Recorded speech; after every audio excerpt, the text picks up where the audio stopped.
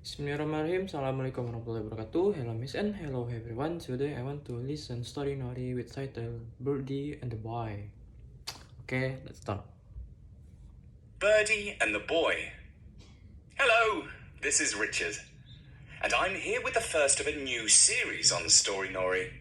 It's about a boy and a bird. The stories are very short, simple, and sweet. I could explain more, but I might as well just tell you the story. Jake had been caught by the chucking up bug. It had been going round school for a few days, and then one break time, it got him.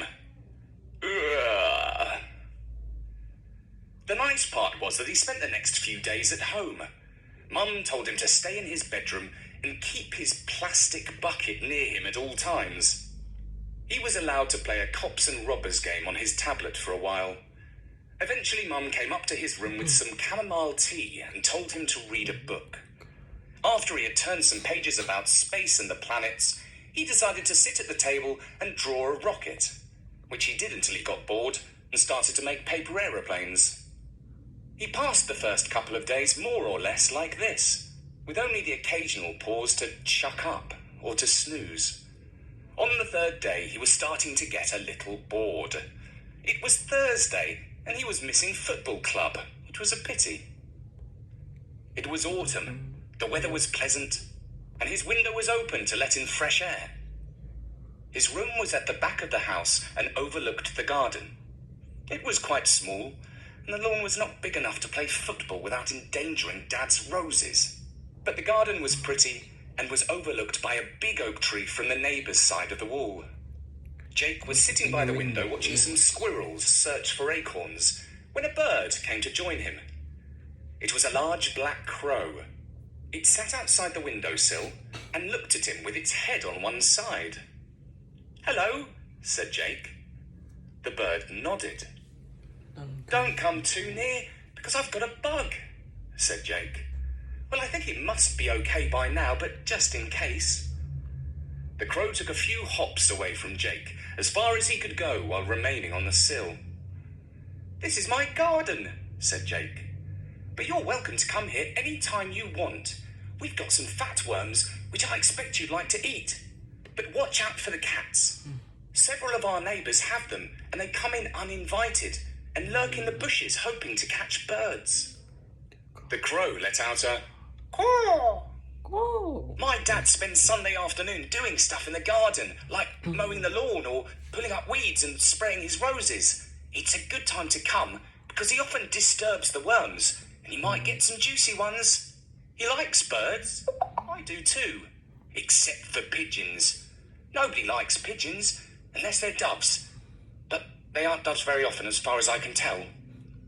The crow cawed again, but this time it sounded like a word. Jake thought he said, "Correct." "This is a true story," Jake went on. "When I was little, I had a soft toy that looked like a robin.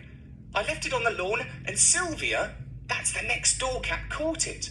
She crept over the grass on her tummy, real sneaky, and then she jumped and dug her claws into it." "Oh," said the crow. "That's funny." "Yes, but I cried because I was little," said Jake. "Only I think it's funny now when I remember it." "We all change as we get older," said the crow. "Is that right?" said Jake. "How do you think I will be when I'm older?" "Well, for starters, you'll get bigger," said the crow. "That's obvious," said Jake. "And I reckon you'll do something exciting, like being a secret agent," said the crow. "Great, because that's what I want to be when I grow up," replied Jake. "By the way," he added, "how come you can talk?" "Well," said the crow, "I can talk because I'm very old. I've learned lots of things. 500 years ago, I used to sit on the windowsill of the school and listen to all the lessons. They used to teach good and proper history back in those days. I learnt all sorts of interesting stuff. That's how I became so clever." "Wow, that's brilliant," said Jake. "Oh, I could tell you such stories," said the crow. But before he could finish his sentence, Jake's mum came into the room with some Greek yogurt and honey and some slices of banana. "Hey, Mum," said Jake. "Say hello to this bird. He's got a surprise for you." "Hello, Birdie," said Mum. But all the crow said was, "Caw." And that was Birdie and the Boy, written by Bertie and read by me, Richard Scott, for Storynory.com.